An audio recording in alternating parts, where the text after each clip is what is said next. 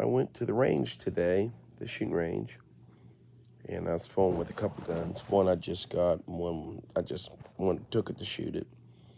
And there was this fellow there and his grandson. I'd say the grandson was probably about maybe 13, 14, 15 years old. He's young. The guy was he was probably retired or close to it, or I think he was retired. And he'd had like a box and a half of 30-06 Core-Loks. And he took his gun out. He'd put a different scope on it. He got a used scope, a Bushnell, just a cheap scope. He had a Savage rifle. It was an older one, like a 110 wood stock. And he was almost out of ammo. And I heard him tell the boy, I don't want to shoot the rest of my ammo till I get some more. So I was about done. And I was looking at the boy's shotgun. The boy had a really nice shotgun. He wouldn't sell it. And I asked the guy, I said, did you not get it sighted in? He said, no, I can't tell what's going on. I think the scope's bad. He said, my other scope was bad. I got this one off of another gun. And I said, do you want me to try to sight it in for you? I said, I've sighted in a lot of people's rifles. He said, you might as well. So how many shells you got? I think he had 7 shells, 6 or 7.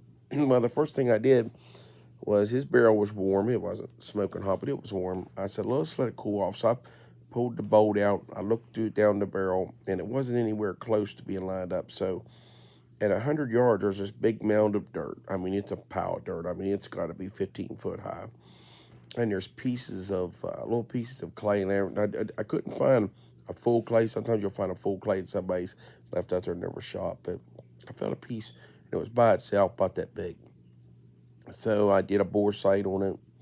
Then I had the young boy watch, and I said, tell me where I hit from that piece of clay about this big. And like I say, it was about, I don't know if you could tell, but it wasn't real big. It wasn't anywhere near half the size of this. It was about that, like the size of the top of one of my pill bottles, one of my prescription pill bottles. Like, it was, yeah, that's probably what it was. It wasn't real big. Well, the first shot, I hit high and to the right, but I was only maybe 5 or 6 inches off. It's hard to tell. I might have been farther off. So I did a little down, and after about, I think about 4th shot, I hit the orange thing.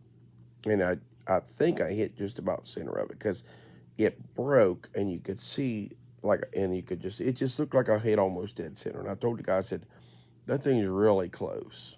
You've got like 2 shells left, 3 shells left, 1 shell, whatever it was. I said, do you want me to shoot anymore? I said, it's on. And I said, it's not a bad scope because it adjusted right over for me. You just weren't anywhere near close to being on.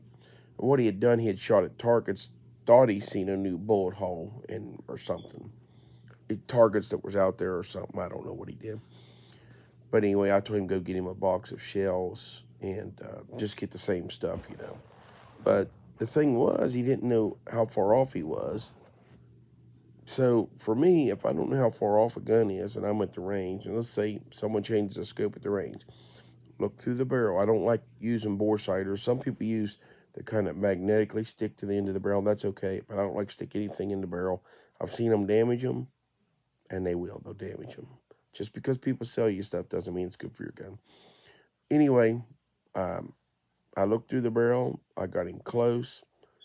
I would have shot at 50 yards, but there wasn't anything real clear to aim at without putting a big piece of plywood up or something, a big piece of cardboard.